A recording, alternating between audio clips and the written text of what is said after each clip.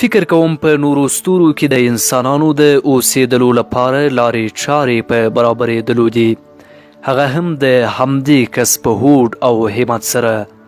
ایلن ماسک وایي زه تر 2050 زیږدیز کال پورې په مریخ کې 1 میلیونه کسانو ته د اوسېدلو لارې چارې برابروم. تاسو فکر وکړئ، دی غواړي په مریخ کې داسې یو هیواد جوړ کړي چې 1 میلیون تنه نفوس ولري. د ایلن ماسک دا نظر به تر یو حده ومنو، ځکه د چې هر نظر ورکړی هغه یې په بریالۍ توګه عملي کړی هم دی. نو که دی ووایي چې تر 2050 زیږدیز کال پورې به په مریخ کې 1 میلیون کسان ژوند وکړي، تر ډیره حده باید باور پرې وکړو. راځئ اوس د ایلن ماسک دې نظریې ته تم شو. د مریخ واټن له ځمکې سره متفاوت دی. کله کله دا فاصله 14 میلیون کیلومترو ته رسیږي. د اوسنیو عصري فضایي راکېټونو په وسیله سره کولی شو چې له 7 تر 8 میاشتو پورې مریخ ته ورسیږو. ایلن ماسک د خپلې شتمنۍ یوه برخه په سپیس ایکس شرکت باندې مصرف کړې ده. د سپیس ایکس شرکت مریخ ته د تلو لپاره د سټارشیپ په نامه نوی فضایي راکېټ جوړ کړی دی. سټارشیپ له 2 برخو څخه جوړ شوی دی. 122 متره اوږد دی، 150 ټنه وزن لري. دا د نړۍ تر ټولو قوي راکېټ دی.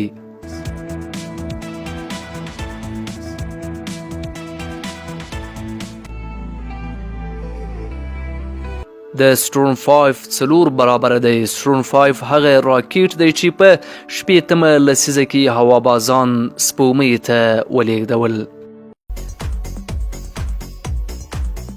د دې راکېټ یوه ځانګړنه دا ده چې 100 ټنه بار تر مریخه لیږدوي.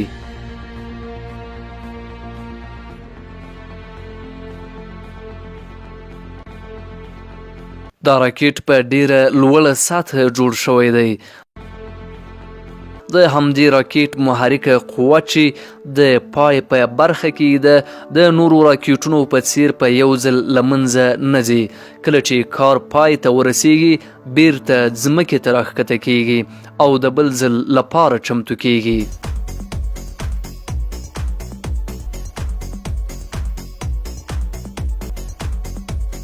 سټارشیپ چې د ځمکې له اټومسفیر څخه وځي نږدې 90% انرژي مصرفوي. کله چې محرکه قوه ورنه بیلیږي بیا هم سون ته اړتیا لري، نو له دې کبله باید بل راکېټ پسې ورشي تر څو د سون نوې انرژي ورکړي او په پاتې لاره کې یې مصرف کړي. یوه بله ستونزه دا ده چې د مریخ او ځمکې ترمنځ زیاتره وخت واټن ډیر وي. دواړه په ټاکلو مدارونو کې د مختلفې چټکتیا په درلودلو سره تر لمر راګرځي. له دې کبله زیاتره وخت له یوه او بل څخه لرې وي او ځینې وختونه هم له یو او بل سره نږدې کیږي. له ځمکې څخه د مریخ لرې واټن 400 میلیونه کیلومترو ته رسیږي او کله چې له یو بل سره نږدې کیږي واټن یې 55 میلیون کیلومترو ته رسیږي. سپیس ایکس غواړي په هغه وخت کې مریخ ته راکېټونه واستوي چې مریخ له ځمکې سره په لنډ واټن کې واقع وي. دا هم یوه بله ستونزه ده چې نشو کولی هر وخت وغواړو مریخ ته راکېټ واستوو. ښه ده چې په دې هم وپوهیږو، په هرو 26 میاشتو کې یو ځل مریخ او ځمکه خپلې نږدې فاصلې ته سره رسیږي. د لا نورو معلوماتو لپاره زموږ ویډیو در سره شیر کړئ او له موږ څخه د ملاتړ په موخه له موږ سره خپل نظرونه شریک کړئ. د دې ویډیو بله برخه به په نږدې راتلونکي کې تاسو ته وړاندې کړو.